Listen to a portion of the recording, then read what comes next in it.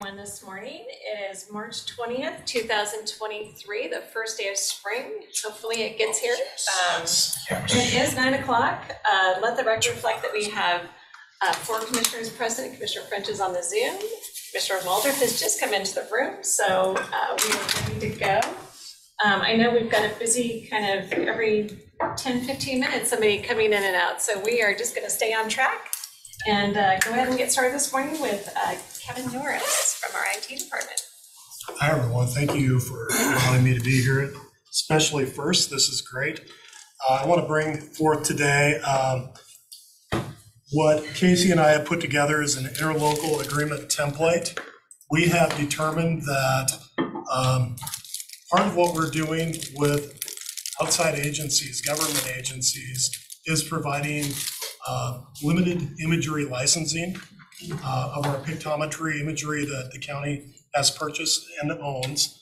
We do this every 6 years. We go through the purchase process of that. And in the past, we, through a provision in the contract, you go to page 2, Gina, provision in the master contract we have with EagleView allows us to execute limited license agreements with cities and other agencies and provide requested imagery and the associated licensing. We've always done this through a written agreement that has been vetted in the past by our legal team. And the IT director, which currently is me, signs it, and the other agency has representation sign it. As Casey has pointed out to me very clearly now, is that these are true ILAs and really should be approved by the board. So what we want to do is we want to create a template that we can use to get it through that vetting process and approval process with the board in a streamlined manner.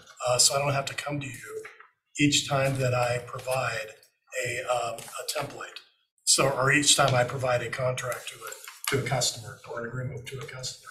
So the history is in 2010, we started purchasing this pictometry imagery, which is used throughout the county on all of our GIS imaging products and used throughout the region by all the cities, school districts, the elections department here, public works, building and planning, the assessor's office. The tools that come with our pictometry imagery are excellent. In fact, they allow our assessor's office to do in-share appraisals of property. The tools are good enough to allow for measuring, definition, elevation, all of those types of things that the tools are a real productivity, a benefit for the county and other agencies. In the past, we have followed the guidelines that have been provided. We've executed the agreement by IT director signing and the agency reps signing, and then we provided the imagery and licensing. Next slide. In current state, we've determined that we really need to have a template now for a resolution that needs to go to the board each time we do this. So the following things still happen. We still have the provision within the contract to provide this limited licensing. We still prepare a license agreement, which is signed between myself and the other agencies. But what's new is we need to create a limited license agreement resolution that goes to the board for your approval of this. Currently, we have 3 cities that want imagery. So that means 3 new resolutions that we'll have to generate. And I'll be generating those over the next few weeks with Casey's help. And just want to get through the process in as easy of a manner as we can without having to come in front of you each time. What this means from a budget standpoint, it's all positive. Next page. We have already paid for the imagery. When another agency wants that imagery, we can go through the process, provide what they request, and we bill them half of what that imagery costs for that specific area that they're wanting imagery for. Typically, a small agency, City of Millwood pays $2,000 to $3,000. A larger agency pays $15,000 to $20,000, and that's all based on the size, the area of imagery that they're requesting. City of Deer Park, City of Medical Lake, they fall in that medium range. City of Liberty Lake kind of falls, or in small range. City of Liberty Lake would fall in the medium range. So what this does is it helps us recoup costs of the initial imagery. The good part about this current way that we're doing this is that we used to have to share our revenue with our partners. We don't have partners for the imagery that is Spokane County specific. We do have a partner, City of Spokane. They've only paid for their imagery for the city. So all of this revenue comes back to Spokane County that we collect from these agencies that have no coverage within the City of Spokane. Occasionally, we may get a request like from the Department of Transportation that wants possibly imagery for the corridor through the City of Spokane, and we will do a revenue share at that point in time. It'll be a different looking resolution at that point if we have to do that. So that's essentially why we're here. What we're asking is, consideration for approving the use of the limited licensing resolution template for these. I have no issue coming in front of the board each time we have one of these, but potentially we can do this by maybe moving this directly to the consent agenda in the future. Thank you. Any questions for Kevin? I've also attached the drafted resolution from Casey, shared template, and then also the original contract, the agreement that I push out, an example of that. Those are all attachments that are part of the agenda item itself. So you can look through those when you have time to do that if you have any questions. Feel free to reach out to me if you have any further questions beyond the time of this meeting. Yeah. So these agencies are currently paying? They haven't for this set of imagery that we currently have, because this imagery is just becoming available. But what they will do is they'll make a request to us for that. And we wait for the request to come in because they may be just fine with the 2020 imagery they currently have. Most agencies for their new engineering projects or what have you, maybe property projects they have going on want new imagery. They're willing to pay this, get the new tools that might be associated with anything that's new. The imagery that we have now, it used to be 4-inch and 9-inch imagery. It's sub 3-inch imagery and about sub 7-inch imagery now. So it's really quite good imagery. So everybody's I believe everyone will take advantage of that as we get rolling through this. Probably have 10 to 15 requests for this over the next 2 to 4 months. Great. Good. All right. Thank you. Thank you. Appreciate your time. Okay, that is going to take us next to Kat. It says Kat, but Justin's here, so I'm not sure who's taking the lead. Absolutely, Justin. Okay, thank you. Good morning, Commissioners. This should be a relatively quick update. This is a follow-up to our Pioneer Human Services Facility program that I updated gave a couple weeks ago. This is just to confirm the lease for the building the county owns with Pioneer Human Services, and per the requirements also for entering into a lease agreement, making it a public notice and available to the community to provide feedback if they so choose. So what we're putting before the board is the Phoenix Apartments, currently under lease with Pioneer Human Services, and requesting that we continue and extend that lease agreement for a 24-month period and allow for the services there to continue. Next slide. So to the RCW, we will need to put it forward to a public hearing for community feedback. I believe that's scheduled for March 28th. Then subsequent after or whenever is scheduled back next for the board to pass a resolution confirming that lease. Any questions? How long have we owned the Phoenix Apartments again? Great question. It's been over a decade, I believe. It's been a long time. Yeah. And has Pioneer been the one who's managed it the entire time? That goes back before my time, but yes, over the last, they have been for the majority of the contract under the RSN, then the BHO and now the PSO. And because it falls through with them providing the housing support services, I believe that a year ago, and I could be wrong on this one because I was not involved in that process, the board had considered potentially the property itself and other uses. But at that time, the determination was to continue with providing the services, housing support services with Pioneer. So that was the only, I think, major change in the last couple of years. Is the 3-week public comment period, is that because of the funding source? Or I believe it has to do with property under the RCW the county has, not the funding source itself, but leasing any particular piece of property? Okay. Oops. Are the apartments currently full? Yes, there was a period of time, especially during COVID, where there was a significant reduction. In fact, we were hitting a census issue here a little while ago, which was interesting because we've always had a huge wait list. I think a lot of the other facilities that opened up during that period of time had quick access, but then we see now an uptick, especially with community-based restoration services, people transitioning that way. We've seen the increased use of that facility.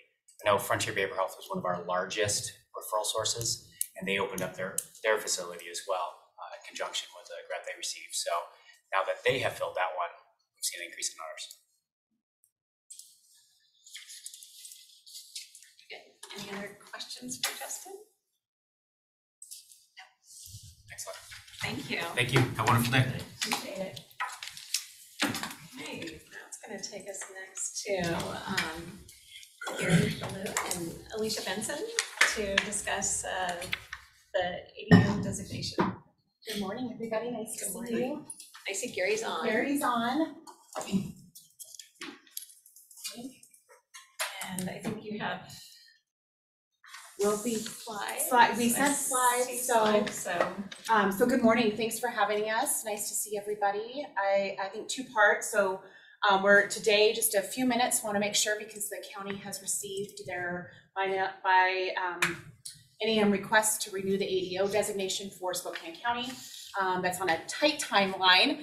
We will also be back, Gary and I, in just a couple of weeks. One of the things that you all have requested was to have a deeper just kind of economic development update on Advantage Spokane and our economic development metrics and performance in those pieces. So we'll be doing that in a couple of weeks, but want to make sure we give you at least a snapshot, especially as we have a couple new commissioners on what is the ADO, and make sure we're answering any of those questions you might have. I'm going to turn it over to Gary to walk through. We are not going to walk through every slide deck or every slide because we know we don't have that much time, but wanted to make sure you had some of the details and background so that if you have further questions after, we can answer them. And then one of the things too that Mary had asked was just a reminder too. So we've been serving as the ADO on behalf of the county since at least 2003. We're working on parceling records back because that was a pre-merger of the Economic Development Council and the Chamber, which was in 2008.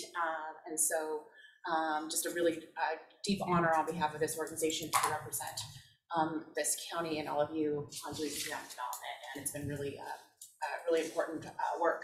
So with that, good morning, Gary. Gary's in Denver this week. One of the things we do are outbound sales missions trips, meeting with businesses that make sense for Spokane. And so that's where Gary's at, joining us in Denver. So Gary, I'm gonna hand it over to you. Morning, and thank you. Can folks hear me okay? Can I get a wave? We can. Yes. Okay. Excellent. I appreciate that. As Alicia said, we won't go through every or in depth on every slide, but just real quick, the ADO status is by RCW, and that RCW lays out certain requirements for an ADO. Backing up, ADO stands for the Associate Development Organization. In the late 1980s, Governor Booth Gardner had an economic development program. That was about the time of the spotted owl. Boeing was on a downturn. I know Tri-Cities was still coming out of the whoops debacle. And so all across the state, there was economic hardships. And one of the findings during that time was, yes, the state can do economic development, but economic development is truly at a local level, and that each community should take part in planning and performing activities that will help on economic development. We can go next slide. So what is economic development? That's a really broad definition, and it keeps getting broader. Usually I'll discuss increasing job opportunities, rising wages, increased investments in a community. I think all those things can lead to economic development. At a very basic sense, it's dollars coming into the community versus dollars going out of the community, and how do we build those dollars coming into the community. But in a really broad sense, that's expanded a lot. We talk about tourism. We talk about now there's a lot of focus on equitable economic development. So as we're improving, are we being equitable in that? Are we seeing all boats rise? And since there's no single definition for economic development, that's why it's really important for each community to figure out for it what is the best way for it to develop its economy. We can go next slide. So the ecosystem is large. There's a lot of folks who perform economic development, who are economic developers, or what I'll call economic development adjacent. Certainly the private sector plays a big role in the ADOs, as well as the local governments, the cities and the counties. We also have other chambers, tourism organizations, other associations, nonprofits. Utilities often participate in the economic development a lot. Ports, well, we don't have a port district in Spokane County. In other parts of the state, ports play an important role, and in some cases are the ADO, are designated by the county to be the Associate Development Organization. Next slide. So there is some definition of an ADO. The broad part is being an advocate and having a leadership role in local economic development activities. It's intended to be broadly representative of the community.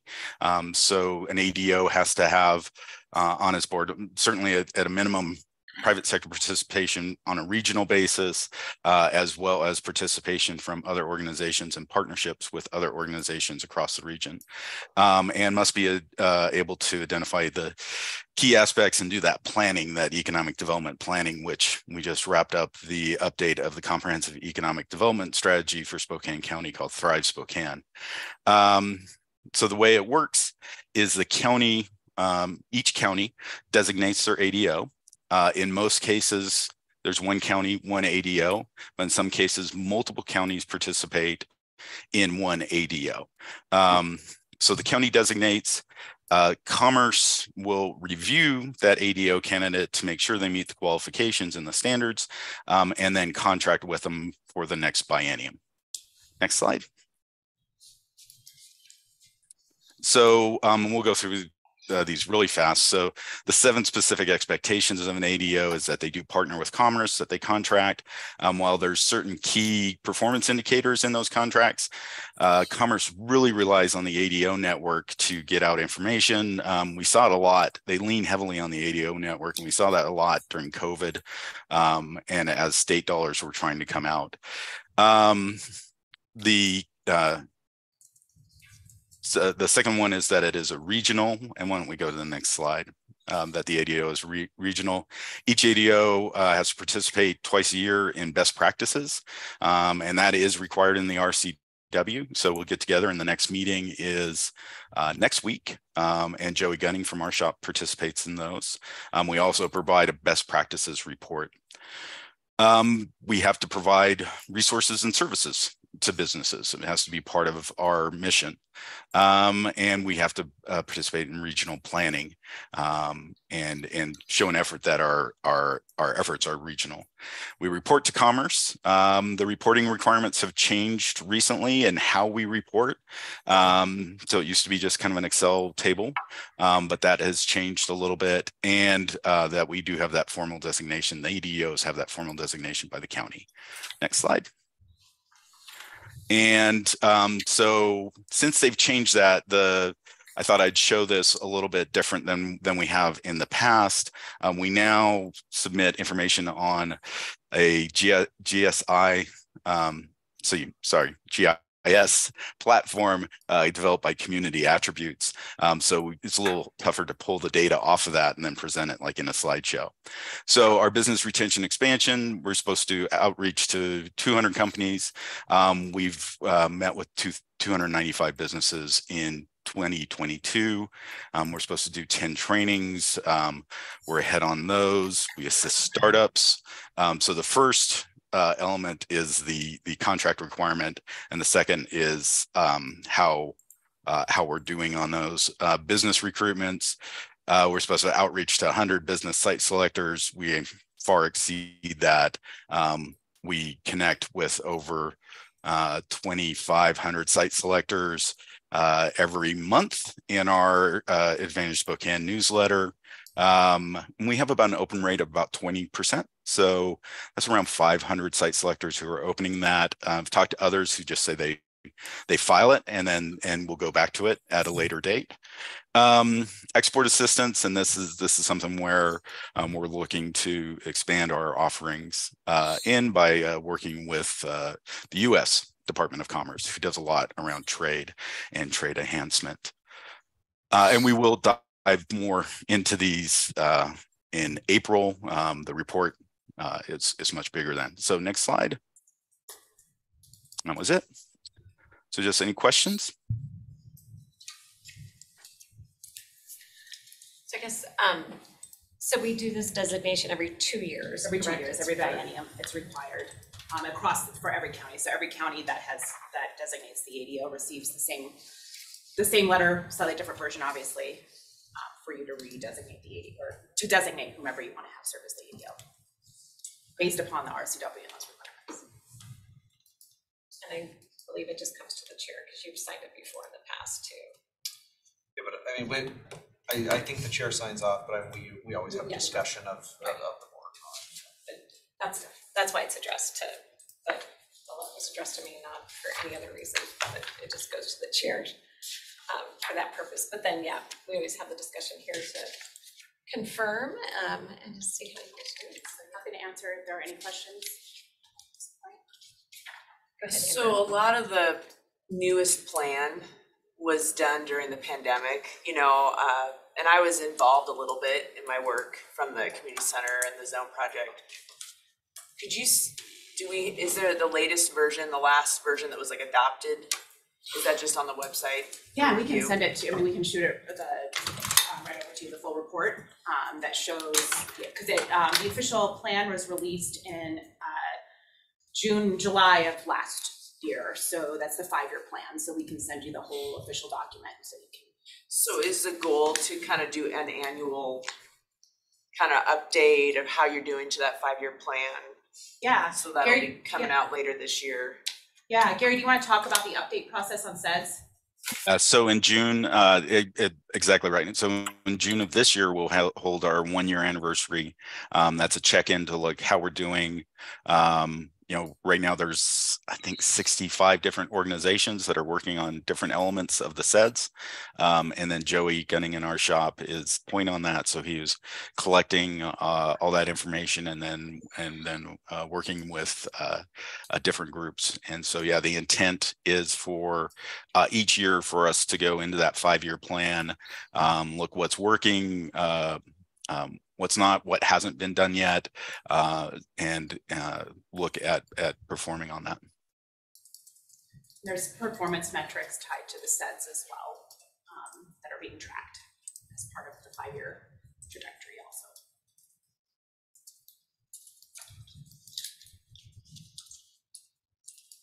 What's the dollar amount that comes through for this work? Yeah, so it's a biennial contract. And the number has changed a couple of different times. Last legislative session, the legislature restored ADO funding back to 2006 levels. And I think we said is it about $500,000 across the biennium, Gary? Is that correct? Yeah. Yeah, it's looking at the contract. The contract was $248,000 a year. And I'm not sure if that got adjusted a little bit from the last legislative session, but it's right around there. And then we're working very actively with the ADO community and the Washington Economic Development Association, or WEDA. We have a piece of legislation that's looking to around an ADO grant, innovation grant. That would be the first time that there'd be additional dollars. That would be a competitive grant process that ADOs with communities would have to apply for. There's equitability measures built into it, but that would have a $10 million kind of grant bucket for communities to tap into to support business expansion, retention, innovative projects in our communities, which is one of the things that we talk about a lot, that we, especially as a state, we have very few tools for economic development. We have a strategic reserve fund, which we'll talk, we've had a couple of great wins here in Spokane recently with dollars there with Carbon Quest and Aeroflight, but that's one of the only kind of incentive buckets that communities have for helping with business retention or expansion. And this grant program is to kind of create an additional lift to that so that we can be thinking about not just holding the line, but some things above and beyond. We're hopeful. It's moving. It's an executive session in Senate Ways and Means tomorrow morning, passed out of the House and over to the Senate. So, but that gives just a sense of that. But the it's $250,000. And there's ADOs are funded based on a scale. There's a floor to it across the state of Washington, and then it has a metrics to it based on size of county, population. You said that was $250 a year. Correct. So they really jumped that, because I want to say just a couple years ago it was like 188. Yeah, we got about a $190. $70,000 Wow, that's a a year big jump. increase for larger urban ADOs, because we've mostly been working to restore the floor for our rural ADO community who didn't have even a large enough contract to have one FTE to do economic development. So in general, does that 250, how many FTEs does that cover for you guys? And I think the SEDS work, like you pulled other funding into that, right, to make that more robust, and it wasn't just ADO funding. Gary, do you want to talk to the staffing? Sure. So we have 5 FTEs in the Economic Development Department with various sources of funding. The ADO funding comes in, but it's also, we are supported by our department is supported by other parts of GSI, including like the marketing department, and a lot of the ADO work requires marketing. So it's not just our group that gets funded by that. On the SEDS work specifically, we pulled in a grant from Economic Development Administration, but that paid for the consultant to, got a little cough. That paid for the consultant who did the study. That was TIP Strategies. So that money went to them. Then we had to match that through the Economic Development Administration at something like $85,000. So the time that Joey and I spent was funded by the ADO, but could be matched, could be used as the match towards the EDA grant. So on the ADO, we do have a local match that we have to do. So we do have to show that we have local dollars that are coming in. So we have this weird sort of matching game. While GSI is pretty good, there's other ADOs across the state that can have difficulty meeting all the match requirements. But hopefully that answers your question. We've been careful not to ensure that it's not tied just to one FTE. So across the 5+ marketing that we're supporting the functions, because different individuals carry out various functions as a requirement of the ADO. And then leverage that. We have contracts in addition with the county and with a few of the cities as well as the private sector to support.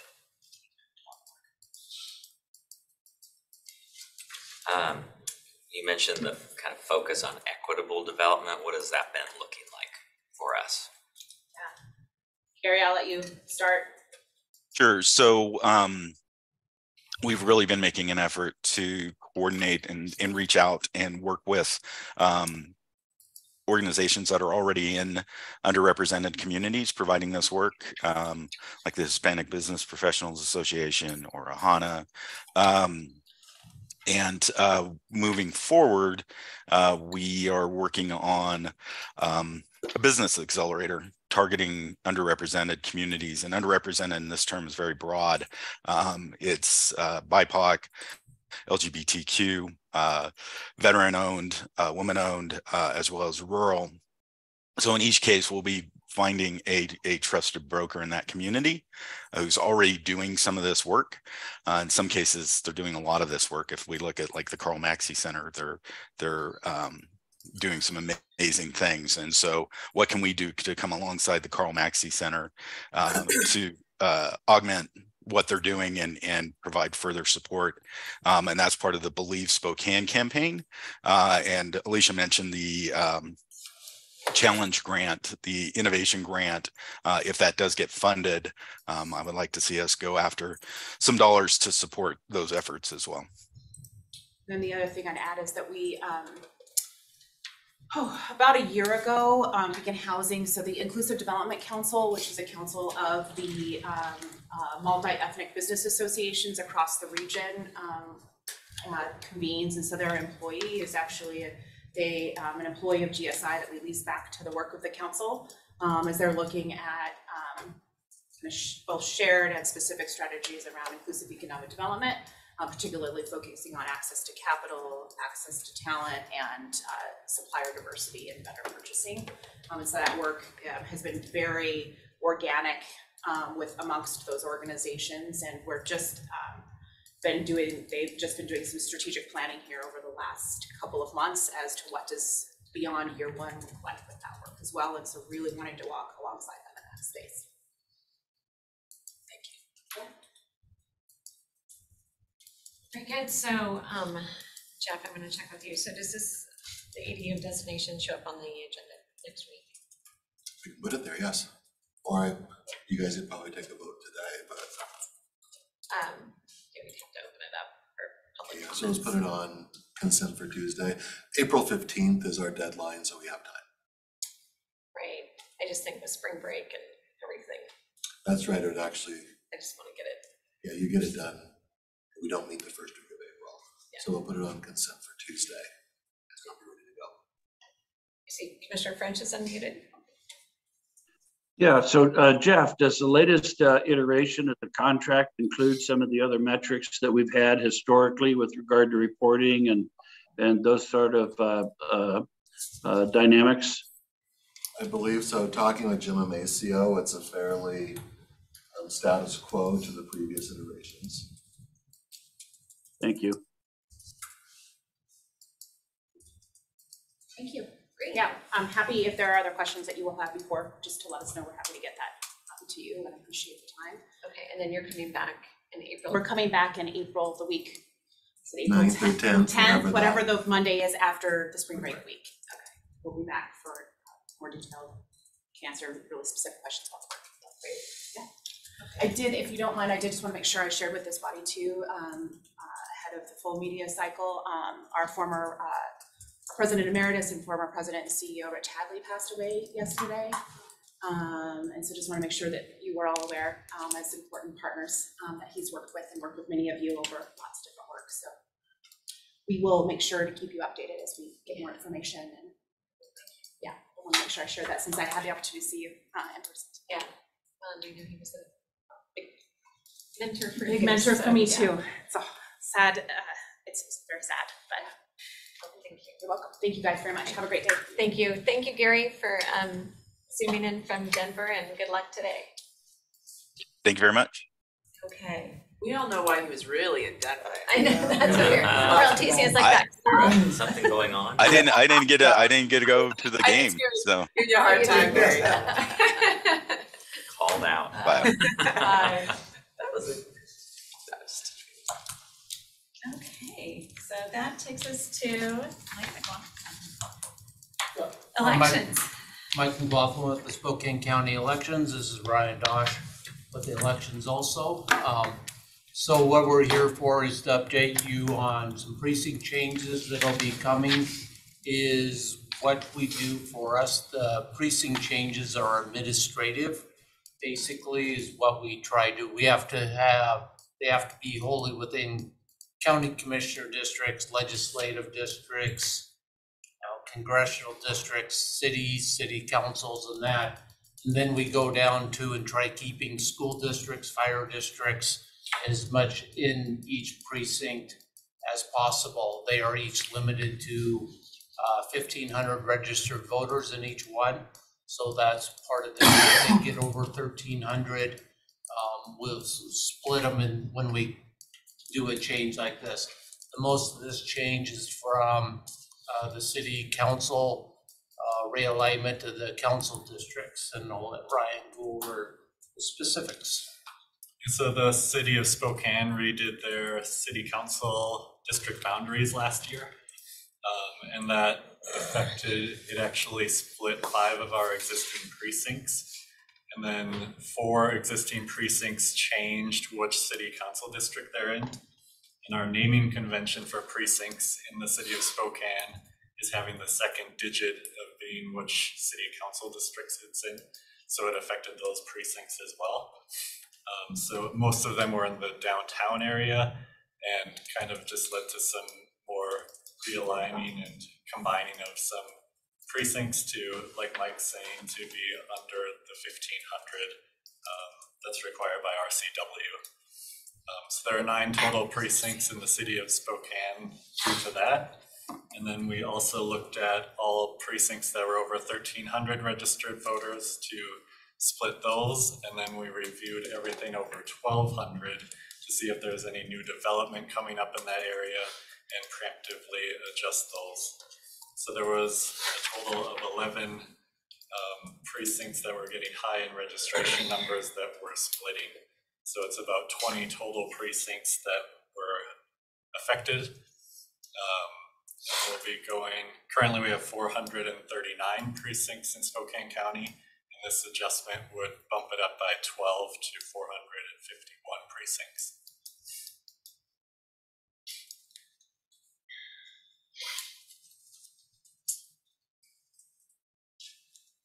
Any questions? I mean, certainly if you guys have more questions, when, you know, as you look at this and your first time through it, they're happy to have you come down to the elections office and really go through it. Yeah, we've had a lot of precinct changes here in the last couple of years with the commissioner redistricting, state redistricting, and the city redistricting. So there's been lots of changes that have happened and our growth.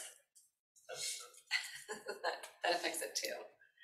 So, Josh, are you seeing any? I'm nerding out already. I got maps. Oh, yeah. What else is new, Josh? This is like my favorite time of the year. You guys come in. Do we have to approve the proposed changes, I presume? Yes. I believe it's on next Tuesday's agenda. Okay. So, I don't know. Gonna be on Tuesday, Gina? Is it set for next Tuesday? Yes. And we don't have to do a public hearing on just precinct changes, do we? you don't have to, it's if you want, I mean, we didn't really change any precinct boundaries since they followed those. The outer part, these are all inner changes of precincts, so we didn't realign anything that way. Or just If number there changes? was any PCOs in the districts, we went with the north part of the split. The PCO was in there, stayed the same, and then we changed the bottom half for we went east-west, so the east stayed the same and the west got renumbered, but I think there was only 2 of those that affected. Yeah, if there were PCOs in the precinct, they were mostly on the same side of the new split, so it didn't affect them, so they keep the same precinct number for their PCO. There were just 2 precincts that had a PCO on either side of the split. And none of these seem, we've seen much more drastic changes in the past. These are, I mean, as I'm looking at that these downtown East Central area, and then a little bit on the west, right? Yeah, we have to downriver split a precinct, we'll look for a road and actually go so the houses aren't facing the same way. We'll try finding a road where it's going down, so side lots and that, so. there's one in Liberty Lake that gets cut in half. There's one north of Deer Park that gets cut in half. There's one in Colbert that gets cut in half. I mean, the ones that I am familiar with in my mind, I mean, these make sense to me. It looks like nothing in the 6th district changed. There's no 6. Correct, yeah. Okay, so it's only in the 3rd legislative district and the 4th, and then a little bit in the 7th.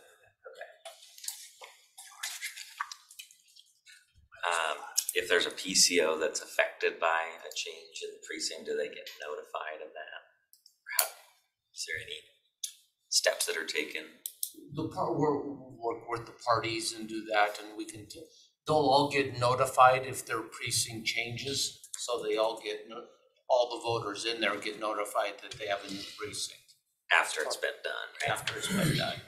But for the PCOs themselves, we inform, the county informs the parties, that is up to the parties. Yes. To let them know and to address it, but minors, what you're saying is no PCOs have been displaced in this process. Okay. So they're all staying, they'll stay, there'll just be additional opportunities for PCOs because of the split. Nobody was joined with another PCO into the same precinct, right? Right. Yeah, no precincts were merged.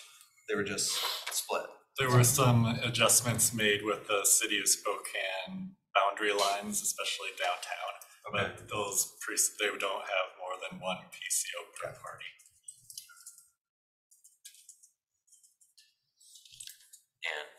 And this doesn't affect our commissioner districts. It's really just rearranging some internal to the existing boundaries. Right, this is just precinct changes. Interesting. I have to ask the obvious questions. No, that's I'm a new guy. That's good, that's what we're here for. Yeah, no, and you know, they have so much knowledge that, you know, curious, and the new maps will then, once it's approved, then new maps get produced and all those kind of things, so. Yay. Thank you for your And then work. part of it is to get all these precincts in order too, since the city just did their redistricting to get everything in order. The city council races this year. Candidate filings, middle of May, so we have to. So that's get it why all done by the end of April. Got it. timing of all of it is for those purposes. So then it's the new precincts and how the ballots go out, you know, and all of that.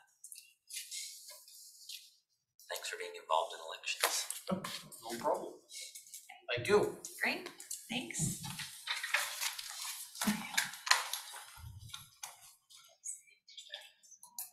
Thank you. We're getting ahead of time. Is Ben here? Nope. Oh, there. Okay, great.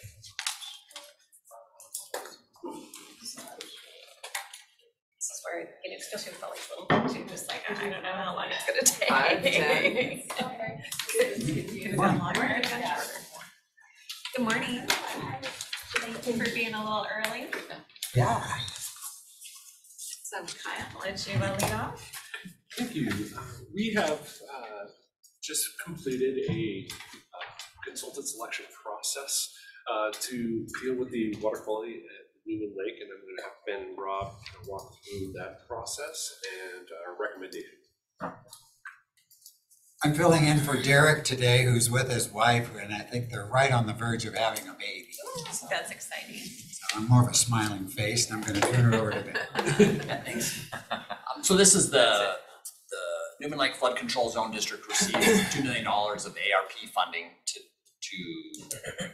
the intent was to replace the oxygenation system and chemical addition system that used for to improve water quality in Newman Lake.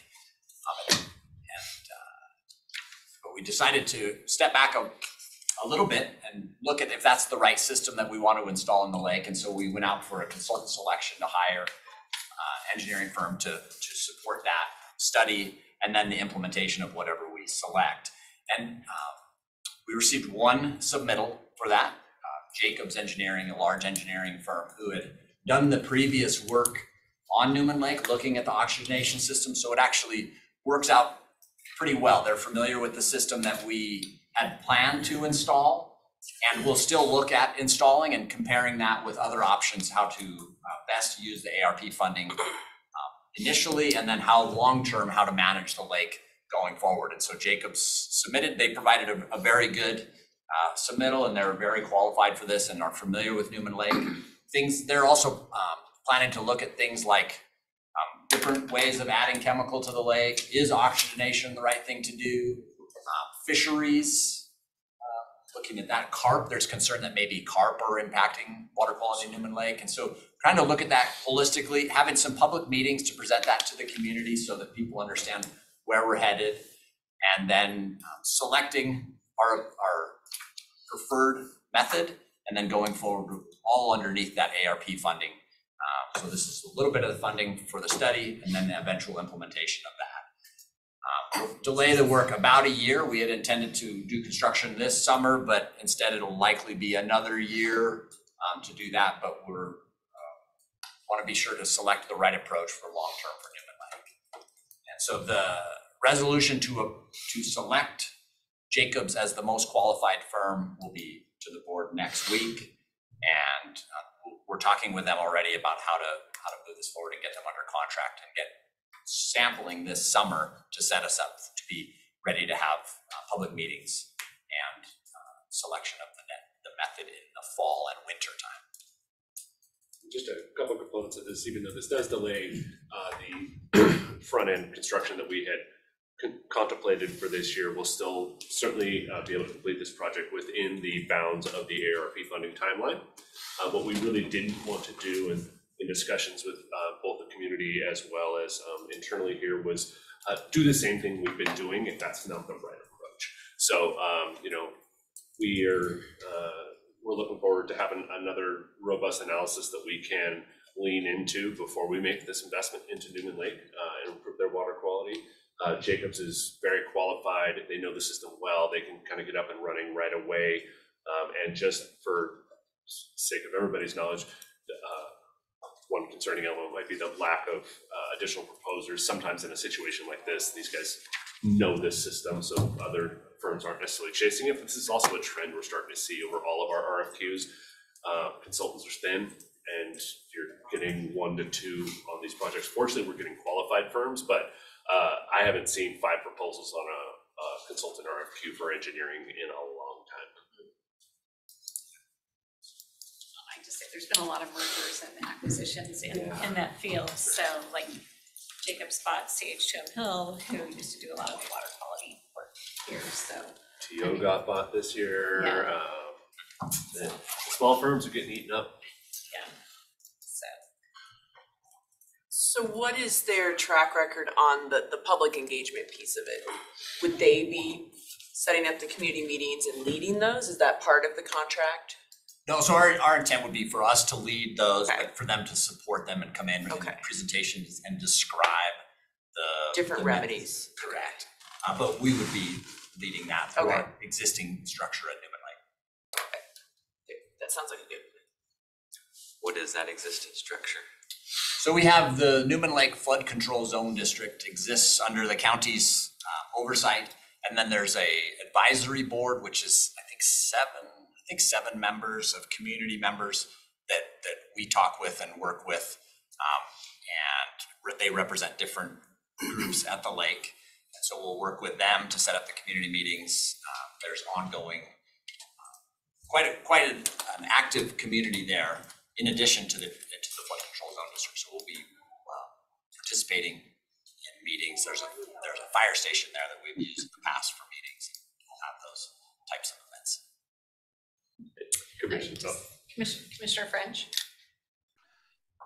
Yeah, you mentioned something in your description about the lake there that I hadn't thought about before. And of course, I'm not a fisherman, so I'm probably talking out of my league here. But I know when state lakes have been invaded by species that are contrary to the recreational species, the state will come in and they will basically kill all of the fish in the lake and then restock it with recreational fish and stuff. And so when you mentioned that carp was present in Newman Lake and that might be contributing to some of the challenges we have there, have we thought about removing the carp, or is that the native species for that lake, or is there a different species that would be better suited for that lake?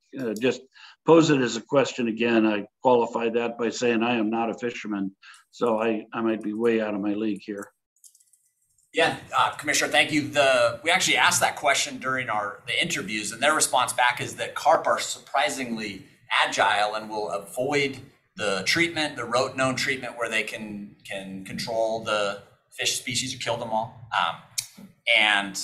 But that's something that we'll talk with them. They've talked more about where you kind of herd the fish or try to push them into an area and net them during the season when they're most susceptible in the shallow waters. There's firms that they do electrofishing where they'll shock it and then the fish get shocked and float to the top. So we'll be looking at that. But I'm familiar, lots of lakes in our region have been treated to remove all of the fish and then restocked with a more desirable fish species. And I'm not familiar with where Newman falls in that. It would not surprise me if it had already happened at Newman in the past. But we'll be looking at that. It's the water there is state water, correct? It is owned by the state. Yeah, there's a boat launch and public access. And Josh and Ron are very familiar with anything Newman Lake, so. It's a special one. We get a lot of attention.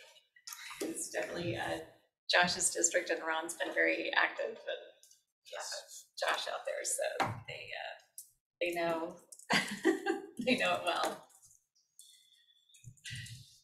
All right. Thank you. Thank you.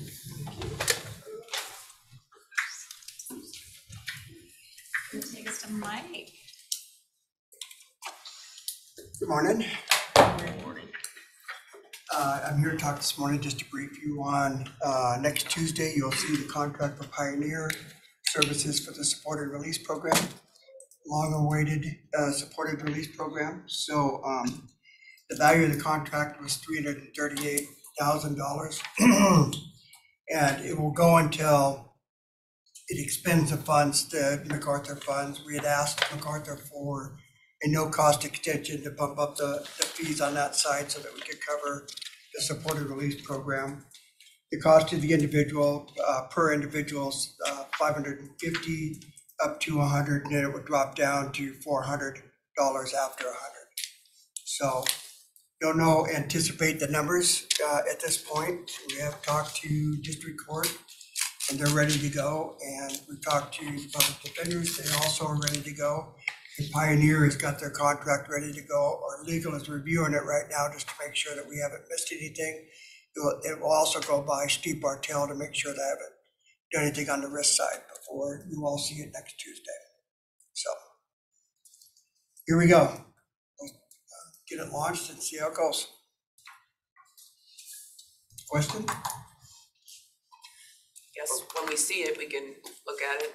We have further questions. Yeah, absolutely. But you're kind of basing it, you're basing the contract, it sounds like, kind of on a estimate of how much it would cost to serve each individual, but you don't really know that yet, so. Yeah. Okay. And I thought that was the most prudent way to go because we really don't know what numbers will turn out for it. So it was about the most prudent thing I could do. Right. So. And, you know, the contract's based on the request for proposals as well, and then the funding from MacArthur. Yes. Funding was part of the MacArthur grant. And it will all go through the grants office. We'll keep track of the KPIs and then make the reports back to MacArthur Foundation, but Heather and her team will take care of the grant side of it. So 380, 338. 338, okay. And then is that if they expend those funds more quickly than we anticipate? Is that it? Is that all the No, I funds that think are what available? we do is review the KPIs at that point and make a determination as a county whether or not we want to develop a sustainability plan for it, or if it's something that's producing what we hope it produces. But we just, at this point, Commissioner, it's just too soon for me to tell exactly what's gonna be the numbers on it, so. Okay? Because we're doing it as a pilot grant. It's a pilot grant, yeah. And so you remember. No, I was just saying if this got spended down more quickly. I'm not saying, was there any other MacArthur money remaining? We asked for a capstone, and it was included in the capstone along with the ride share program. The MacArthur Foundation would like to see what we do with the funds that we have See now. this first and then how well decide. it Okay. develops, and then at that point, we can make another recommendation or another request of them to move the pilot forward. If you all are agreeing with the direction it's headed in, so. Can you remind me, is the contract set up in such a way that we're kind of looking for certain outcomes that we'll be reporting to MacArthur and what those are? I have a list of the KPIs, I could share it with you. And so there's criteria that we're looking for. Understand that it's voluntary.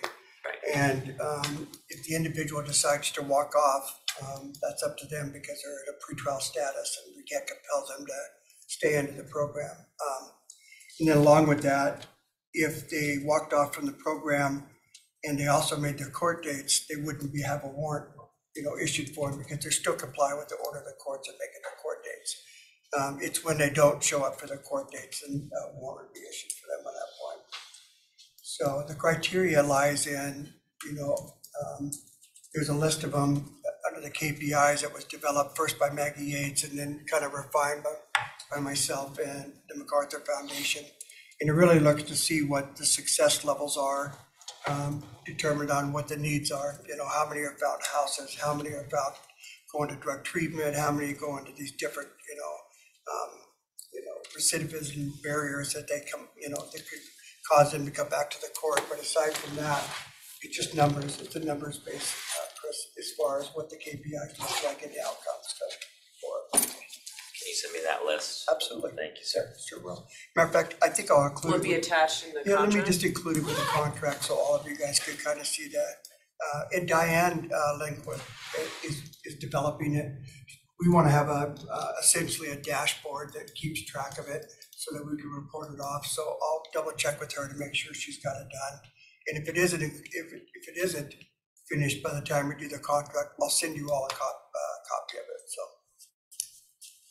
And Anything else? I would say send it sooner than later, Yeah. if you can, just because otherwise it won't come out till the end of next week, so. Yeah, that's true. And then if you all see any KPIs on there or something that you would like to see, then, make a note of it and we can certainly track anything that needs to be tracked on it. So. Okay. Thank you, Commissioners. Thank you. They're not here yet, okay. Well, we can go if there's any. Is there any, so Doug isn't here yet, they'll be here soon. Are there any miscellaneous items that anyone has at this point?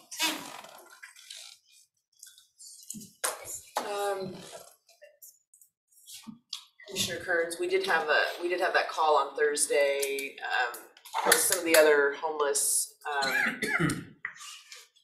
what are we calling it? The regional authority conversation, and we, sounds like we're gonna have some information already to present to the city, the county, city of the valley, and maybe some other cities might also be. Did they say that there was at least one other city that had signed on to Airway Heights, I guess, voted already to agree to sign on to the statement that we did. I think they said Medical Lake had reached out, was very interested, and they're gonna go reach out to a couple other. I think they're gonna reach out to all the small cities, but they, I think, had been contacted by Airway Heights and Medical Lake already. Airway Heights already voted to sign on, so list is already growing. We're up to 4 jurisdictions now instead of 3. There will be we're gonna meet every 2 weeks. So this was a Zoom, but in 2 weeks, we're gonna try and meet in person with, again, you know, a couple folks from every jurisdiction to look at some of the initial data and research that Rick Romero has been doing on the governance structures, Yep, they're gonna bring some ideas forward. Yeah. So it's kind of like trying to get feedback on that in the next month before they start to connect with other, you know, providers, stakeholders, other community member stakeholders.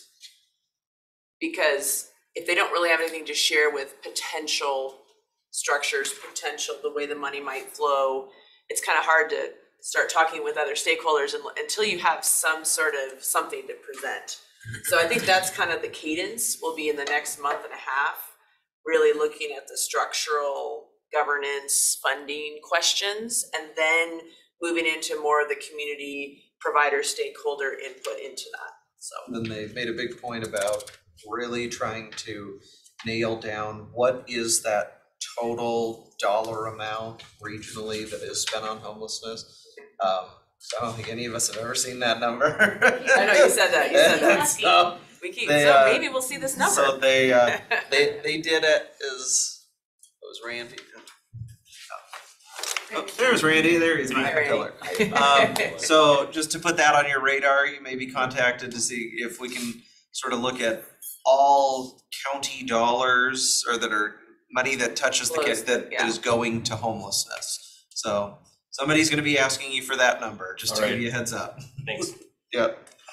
Well, and I don't know, have you seen the old spreadsheet? I mean, Arian had put together a spreadsheet before with Kathleen, but it provided all dollars that potentially could go to homelessness, which not all did, because we need other funds to go to other places, you know, CDBG, and all of that. And so, you know, and then a lot of that was CARES dollars at that time and all of that, so.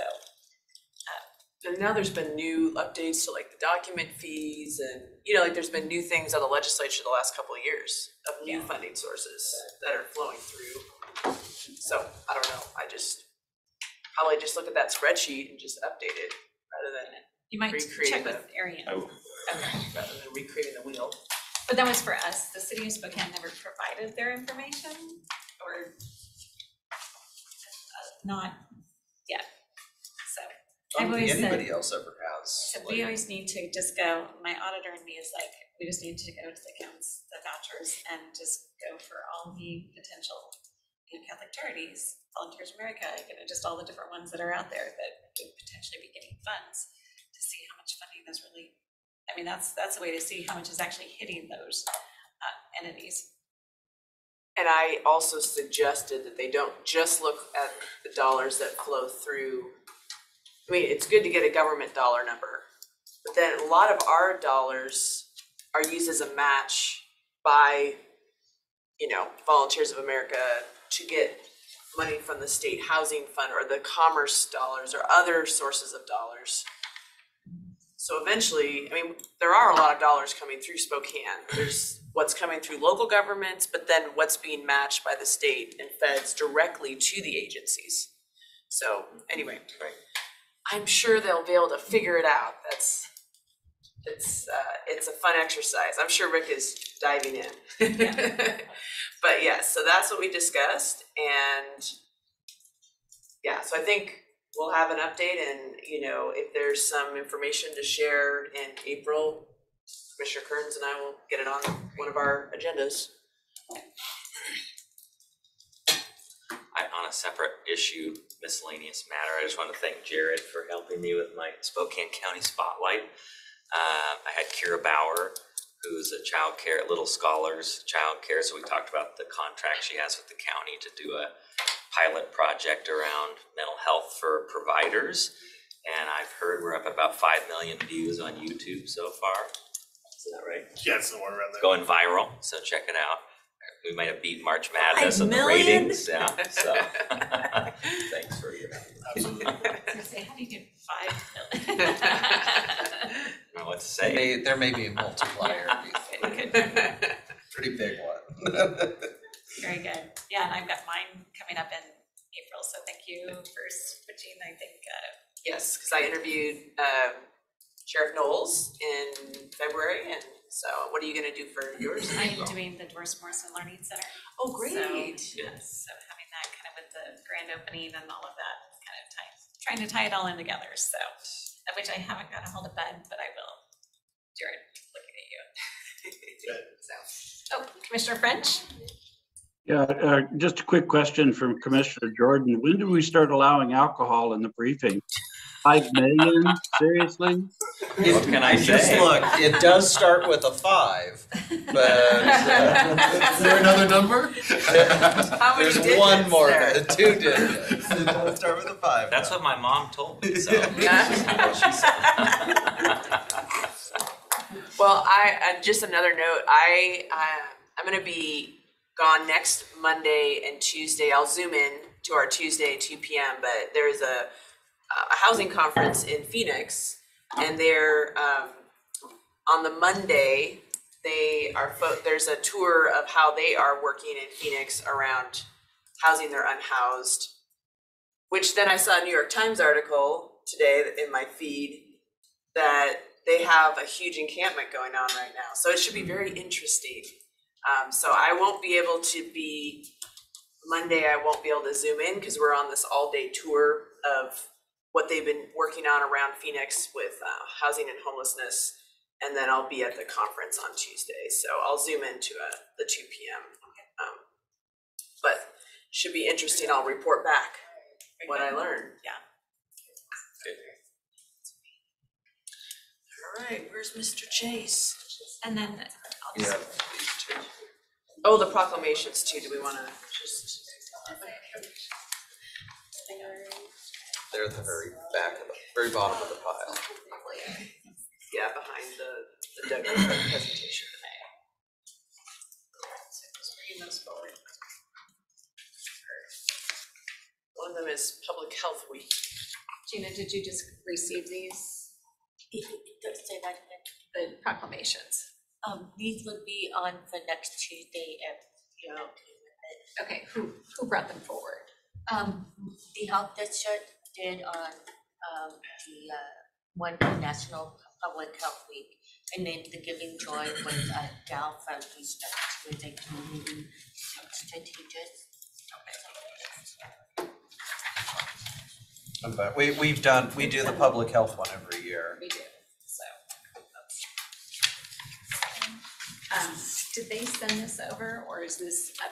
They did, both of them sent them over. Okay, so it should And have. then we put in numbers of what match. So just as a new commissioner, how does this work? Do we have a template and people can fill it out and request proclamations, or how does that work? Usually, how we've done in the past is, we just make sure 2 commissioners are, kind of like board appointments. 2 commissioners it'll be 3 are fine with going forward with them.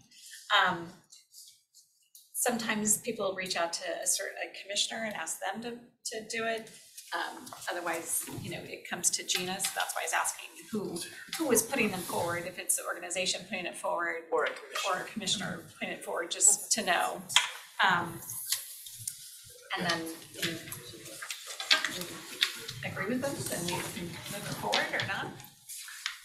But Commissioner, on that one, they basically just copied it from last year, which was probably copied from the year before. This is. The Giving Joy one? Yeah, as far as the content of, no, both of them. Oh, okay. Yeah, as far as the content, it's just recycled.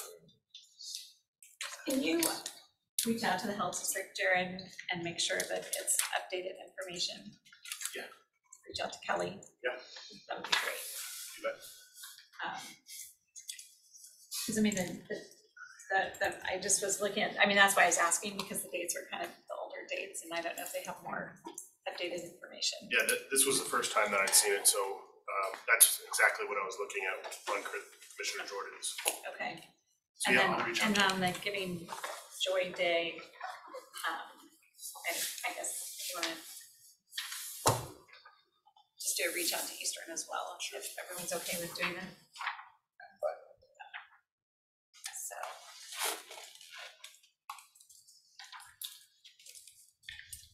And then, yeah, I mean, organizations can, I mean, we don't do as many as like the city of So Spokane. we had like 3 every week, yeah. So. Okay. But that all went through the mayor's office there, so yeah, similar process. And yes, a lot of, what was the one the word that I always, is it like phlebotomist day? There was a couple of ones that you're like, oh man, I hope I can say this right on the dais, but anyway. These are okay, these are gonna be easy. No, there was a different one, like, oh, nurse anesthetist day, that was a fun one. And then typically it's the vice chair is always the one who reads them and puts them to the record. And if people are there, we can speak to them. I do know someone, Catherine Brazel reached out that I think University of Washington is coming over. They do their kind of Eastern Washington Day. And I'm not sure when exactly that is, but she was just asking me about, public comment because the president would just like to be part of the 3-minute open public comment. So I said, anyone can speak on anything that's not on the agenda. So for 3 minutes. So What day is that? I'm not sure what day it is yet. I think they call it, they call it it 509 day, I think is what they call it for University of Washington. So. And then Commissioner Kenny, on the National Public Health one, they did originally have it as 4 pages, and I asked if they Okay, so in the future, maybe Sorry. check with Jared and have Jared work with She Jared. said it was originally 4 pages of like, I would all have the them do terrible that on statistics. duration. No, I'm just like, do we have to talk about how awful our? Jared, Gina just said that the Health District one was a 4-page one to start with, and she asked him to reduce it, so, but I'm letting her know that in the future, to have you be the one to reach out to the organizations and kind of work through, since you know our process better. Makes sense. Or you know, not our process, you know the process, but it, just in wording and all of that, so that'd be great. Okay, so we'll get those done, and now we're ready for Doug. Right. Well, Doug and Paul, thank you very much Yes. for joining us. Yes. Well, good morning. We appreciate the opportunity to be here. We have 2 items that we're going to brief you on. I will take the first, and I just wanted to do a touchback on the RFP for the owner's representative. And you may recall my last meeting with you was on February 13th, where I had a chance to brief on the GCCM alternative delivery approach. With your support, we sent the RFP out the next day on February 14th. Submittals were due on March 8th. We received 3 submittals from fantastically highly qualified firms. And we went through, the committee completed the review. We had 3 non-voting advisory members that had a lot of experience with the alternative delivery process. You may recall there was a really good suggestion here with that. So we enjoyed some non-voting help. And then we had 5 voting members per the shared expense agreement. So 3 from the county and 2 from the Spokane Indians.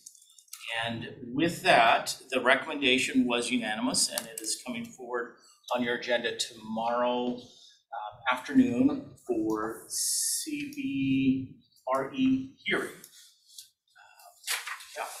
Mouthful. So that'll be item number 3H on tomorrow's agenda. Yes, that sounds correct on the consent agenda.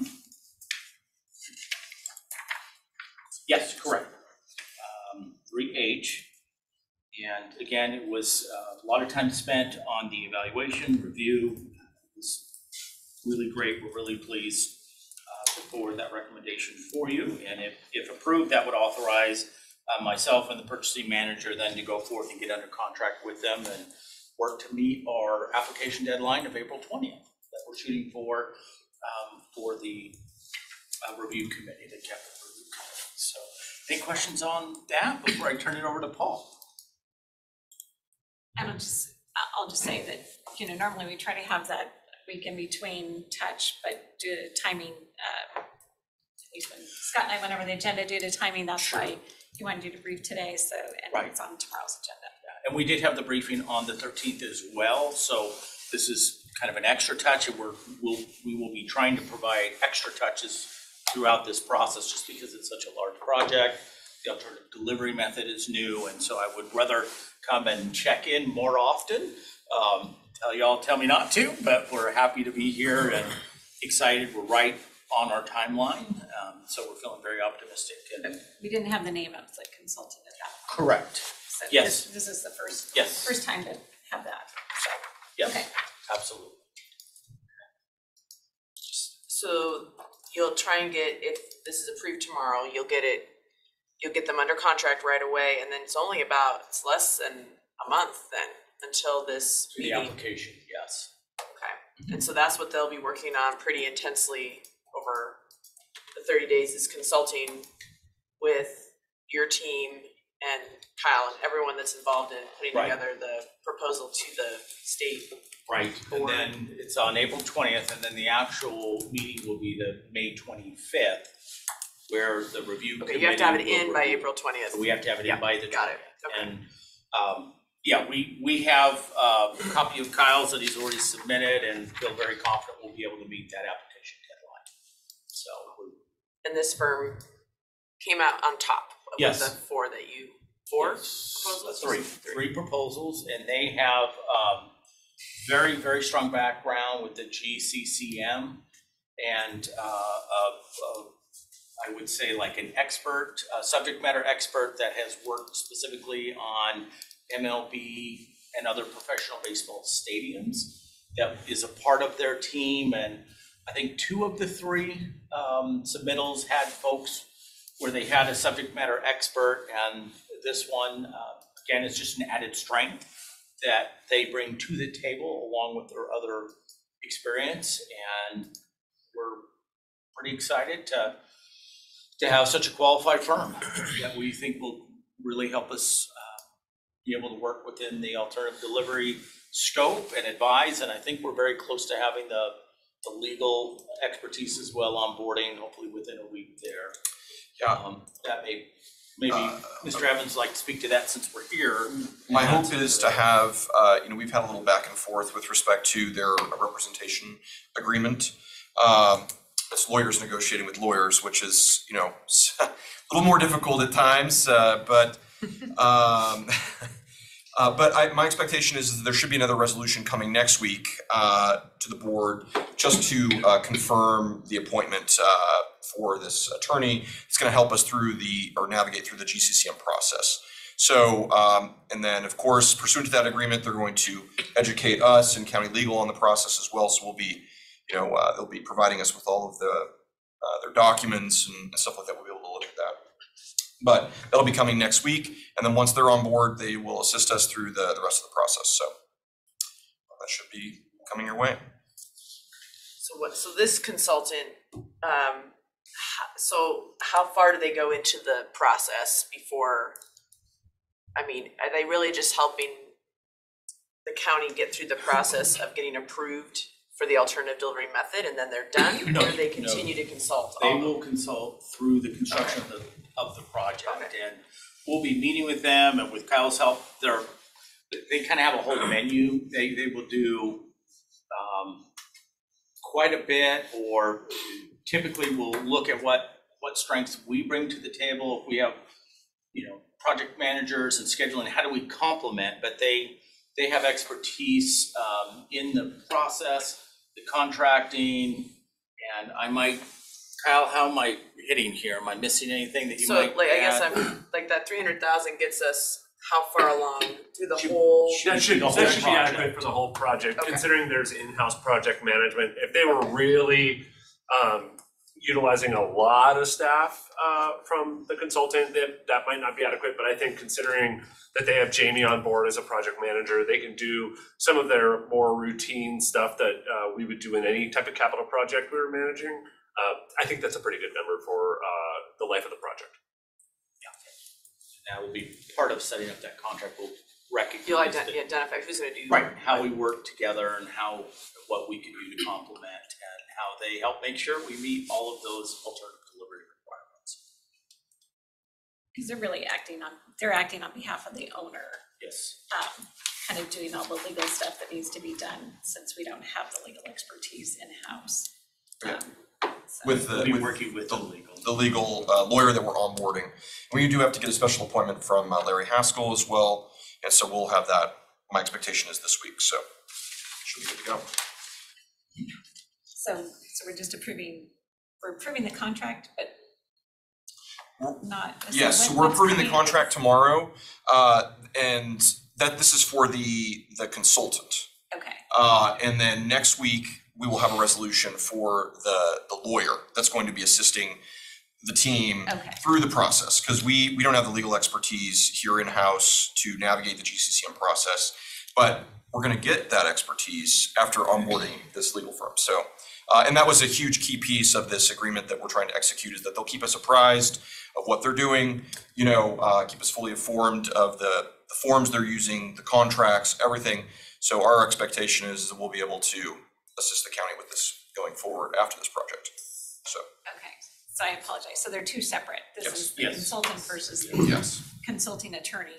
Yes. Coming in the future. Okay, Yeah, both requirements to be able to make application to the PRC for the alternative delivery at this point. And I'm gonna say, the attorney is expensive. In this world, I've discovered it's a pretty lucrative world in legal practice. They charge anywhere from $800 to $1,400 an hour. And then the attorney that we're retaining is, I think, at $825 or $875, one of the two. So it's costly, but in this matter, it's gonna be well worth it, especially in light of the size of the project, so.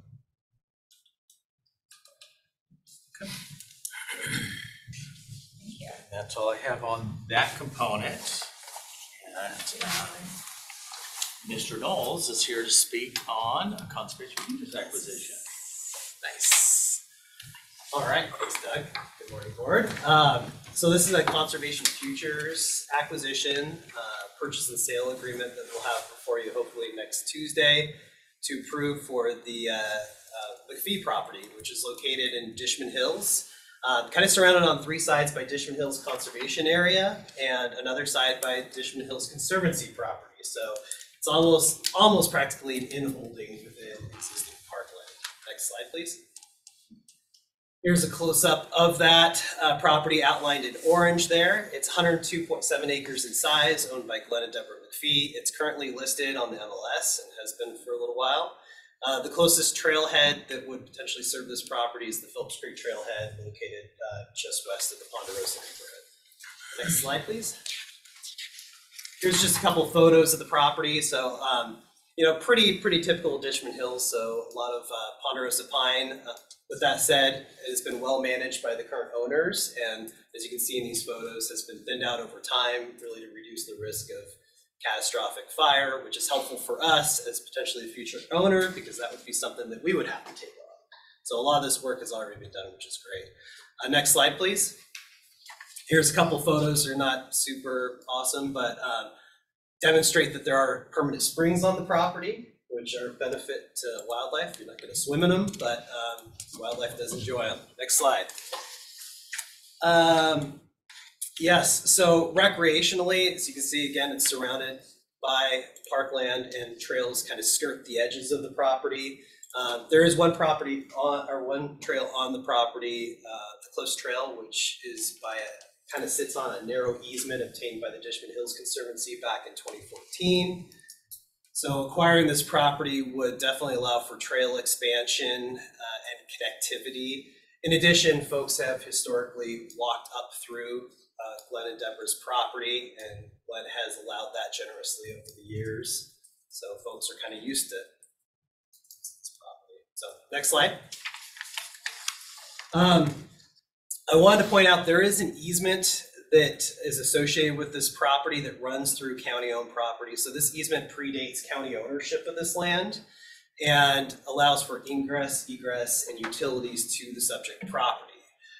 This road would provide for up to 15 residences on the subject property. Obviously, this would have, if it were developed and paved, it would have a visitor experience impact, certainly on the conservation area. But there's also clearly an opportunity, which I mentioned earlier, which is people have historically walked up this easement road and then on and through Glendenevers property.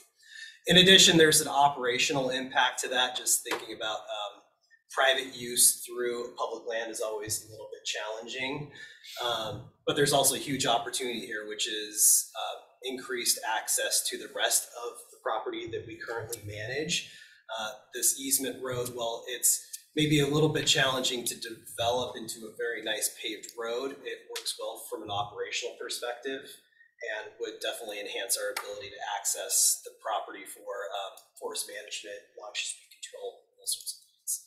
Next slide, please.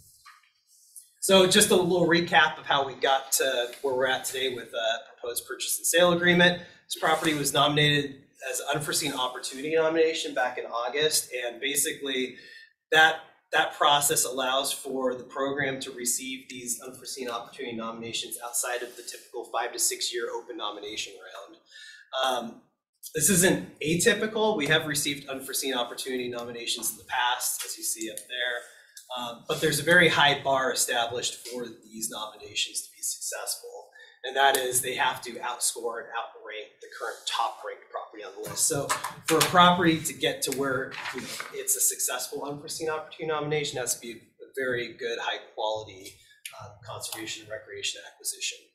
So that property was submitted as a nomination, went through the process, and ultimately was recommended for to be added to the prioritized acquisition list, and the Board of County Commissioners approved that back in October, which sort of set the stage for us to move ahead with appraisals. Ron, next slide, please. And this just provides you the context for the current prioritized acquisition list, which shows this property as the #1 ranked property. Next slide. And so the purchase and sale agreement before you, kind of some of the key aspects. Purchase price is $3.59 million, which is within appraised value. We're looking at a closing date of May 18th, 2023. And we're looking at a kind of a mix of cash from the Conservation Futures Fund and also a short-term note from the Treasurer's Office. So back in August, when we knew this property was coming in as a nomination, we met with the Treasurer to see if he was interested in extending financing for this project. And he was. We touched base with him last week and he's still interested. So it sounds like that's on board. We should have a promissory note included with the resolution as an attachment when this purchase and sale agreement comes before you, hopefully next Tuesday. And with that, any questions? I'll just Well, I was just gonna, what is the, sorry if I missed it, what is the payback mechanism to the county treasurer? So it's the Conservation Futures Property Tax Levy revenue. Oh, Yeah. okay. So it's Yeah, an so- ongoing thing that you can pull from. Yeah, and this, and I should say that this also is something that we've used in the past as a tool to basically expedite closing, get a property acquired, and then we pay that loan back over time. Short-term revenue. Yeah. So we're taking within a 5 years. few years? This would be a 3-year note. Yeah, I think we're looking at a 5% interest rate over 3 years. It will. I haven't gotten the firm numbers yet, but probably about $800,000 to $850,000 a year in annual payments in those 3 years, which is roughly about 50% of the available new acquisition funding that is available every year for new purchases. So, and just prior to this, we actually paid off all of our existing notes, so the program is currently debt-free, which is nice. Which is great. And I'll just say, I've toured the property, Mr. McPhee, we've all hiked it, all of that. I mean, he was fully intending to develop it, and so I think then with the trailhead coming in, we were able to get that done here a couple of years ago. I think he saw the benefit of choosing not to develop it. And so I'm actually really excited that it can add to that nature experience for everybody. Great addition. Yeah. Yeah, the nice thing about this property is it's kind of turnkey from our perspective. The forest management work's been done. The trailhead's already there, essentially, folks, you know, as soon as we close on, hopefully on May 18th, people will be able to hike and bike up on that property, so. Because that was, because Mr. McPhee did the forest management part of it. Yep. Because in 2008, when the Valley View fire came through, that was just the other side of it. And so he was very conscientious about that as part of his stewardship of the property. So already today, this is like a, say, existing double track. There's, it's just a rough road, whatever, that people are already kind of using anyway. So they can just start using that, even though you don't have official trails built in that area. Okay. Great, get some volunteers to go build some trails. Yeah, it's the plan. Exactly. Well, this is very exciting. Thank you for your work on it.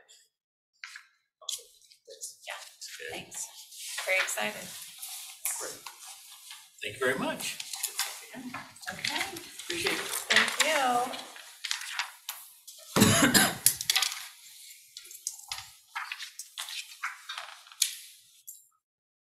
So let's see, so with Scott not here, he was gonna the discussion regarding,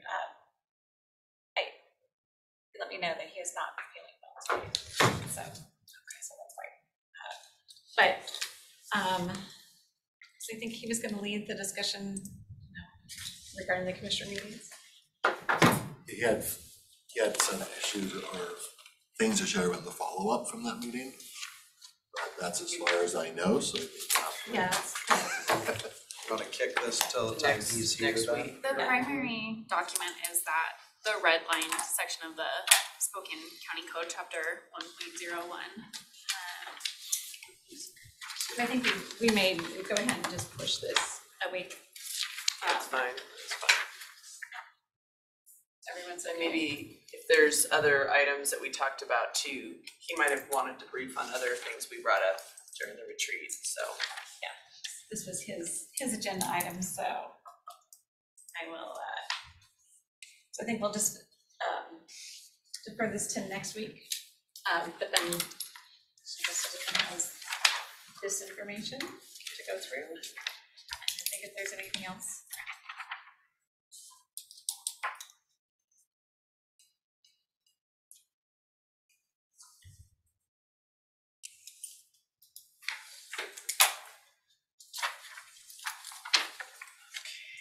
Okay, so the miscellaneous matters we've already covered. We went through those.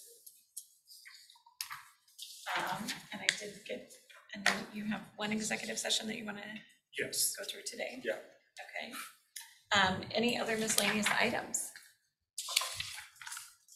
This traffic code revision, is that for? That's for tomorrow. It's just for tomorrow's, It's 2 p.m. It's a public hearing. Oh, it's the hearing we have, right, okay, thank you. And then I will just let people know that my mother-in-law does live at the end of that road. Oh, no. And my brother-in-law lives on the road. I did not know anything about it till after it came before us for the presentation, and then I'm like, what's up to my in-laws? I don't think I have a conflict. It's just changing the speed limit. They're not the ones requesting it. I think the whole development is requesting it, the road, but it was not initiated by them. So unless you guys feel there's any conflict, I just vote on it. Just have to promise you can never drive on it.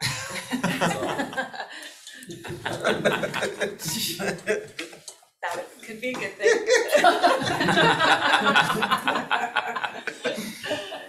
Just saying.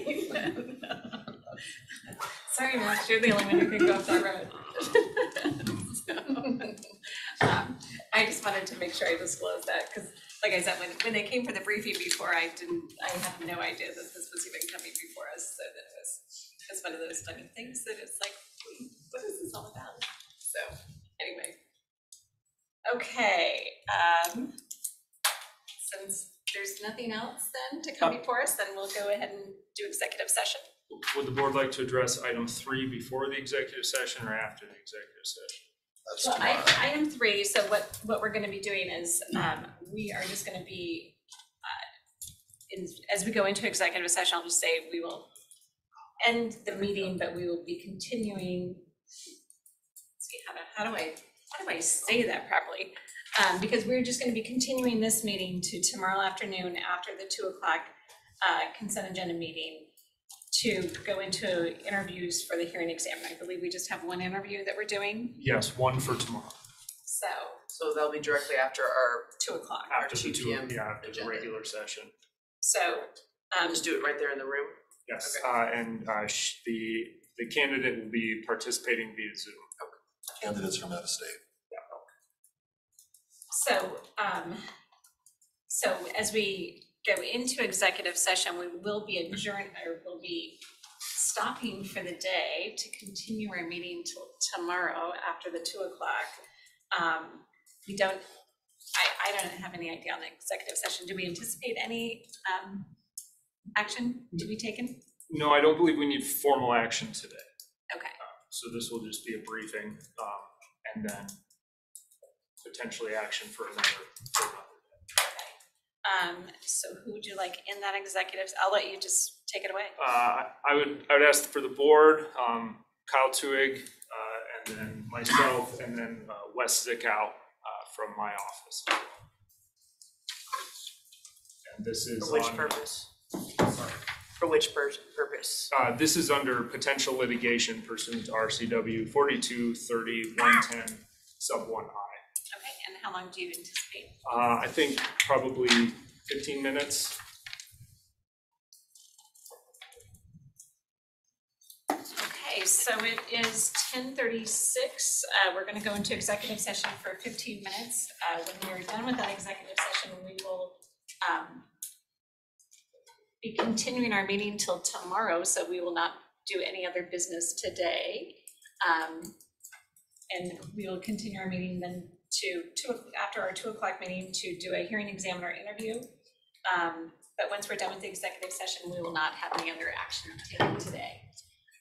So again, we're gonna be going in for 15 minutes with the commissioners, Kyle Tuig, Chris Anderson, and Wes Zickow. Okay. CICKAW. Sorry. Right? You're gonna help me pronounce that properly here after the meeting for pending potential litigation. So thank you all very much for